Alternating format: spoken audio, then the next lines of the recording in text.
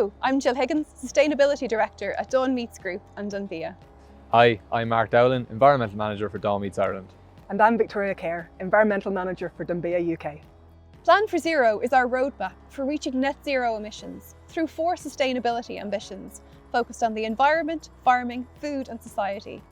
Our environment ambition outlines how we will continue to protect nature, restore biodiversity, work towards the development of a circular economy powered by renewable energy. As a business, we base our decisions on science and on data, and we scale up the best solutions to achieve our sustainability goals. Mark, perhaps you could tell us how we're reducing emissions across our sites. Definitely. So having reduced Scope 1 and Scope 2 operational emissions by 40% since 2016, we are well on our way to reaching our net zero target by 2040. We procure 100% renewable electricity to power our facilities and are progressing towards renewable energy generation across a number of our production locations. We'll upgrade refrigeration systems to zero emission systems and switch 100% of the company fleet to electrical vehicles by 2030.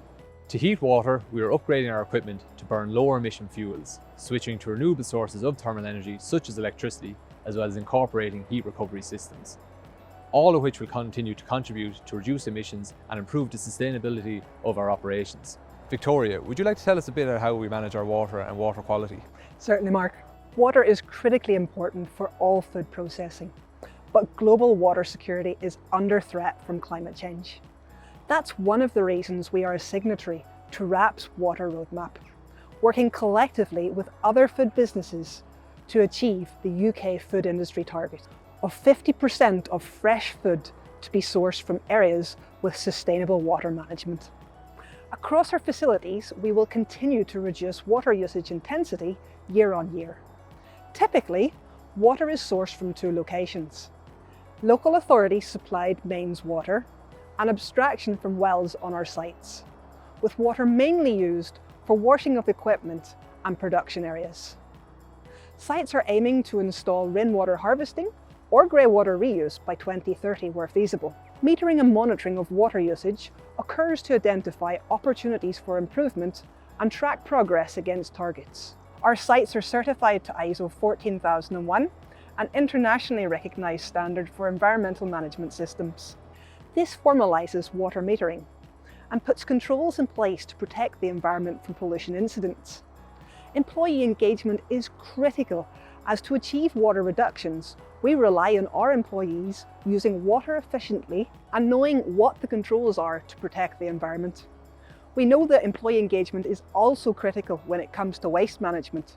Perhaps, Mark, you could tell us a little more about waste management. Similar to water, engagement is key. By adopting a lean approach, we have been a zero waste landfill business since 2016. We recycle or recover packaging, scrap metal, dry mixed recyclables, electronic components, construction waste and waste oil as some examples. For waste materials such as MSW, we engage with our contractors to ensure it is recovered as a refuse-derived fuel, which will then be used as a fuel. By 2030, we'll increase the volume of waste recycled, reused and recovered to 60%. Cardboard and plastic balers are installed at our sites to compact waste for collection and recycling into packaging products, thus minimising emissions from transport. Speaking of packaging, this is a really important aspect of our environment ambition. Perhaps, Victoria, you could tell us a little bit about what we're doing around packaging. Certainly, Jill. Packaging is essential for safely transporting our products while maintaining quality and food safety and reducing food waste. We are taking steps to eliminate and reduce unnecessary packaging volumes, but where that is not possible, we are working to increase recyclability and recycle content of our packaging. As members of Repack and the UK Plastics Pact, we work with suppliers and customers to achieve national sustainability targets by 2025 and 2030. To date, we have reduced plastic in retail supply chains by 14%, and a fully recyclable plastic tray has been rolled out for our retail meat products. This is a key step in the development of a circular solution for plastic recycling. Flexible plastics remain a challenge to recycle, and we are exploring solutions through sustainable packaging projects with Innovate UK and Meat Technology Ireland. Finally, another key aspect of our environment ambition is how we support biodiversity on our sites and in the community. And perhaps, Mark, you could tell us a little bit about that.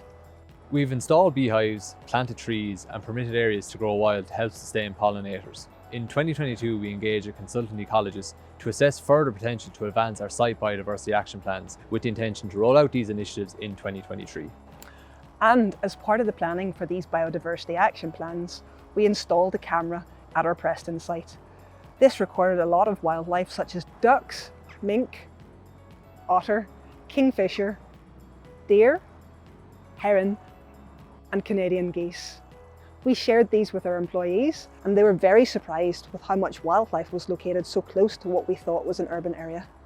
And speaking of urban areas, we also support groups such as Tidy Towns in Ireland and Keep Britain Tidy. And we volunteer with local schools on educational biodiversity projects, such as planting wildflower areas, building bug hotels, and the importance of pollinators. So thank you very much. We hope that you enjoyed the update around what we're doing under our environment ambition. And if you'd like to know more, please visit our website, Plan for Zero.